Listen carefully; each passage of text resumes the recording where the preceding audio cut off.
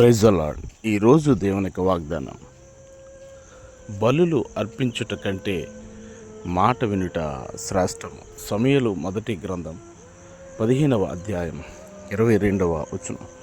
ప్రియులారా, దహన బలులు అర్పించటం కంటే దేవుని మాట మనము వినటం చాలా శ్రేష్టం. ఆయన మాట విని ఆయన మాట చొప్పున ప్రకారము చేయవాడు బండ మీద తన ఇల్లు కట్టుకునిన బుద్ధిమంతుని పోలి ఉంటాడు.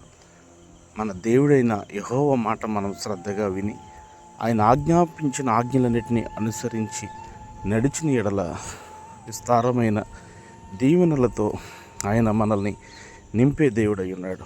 ఆయన మాట వినేవారు ధన్యులు.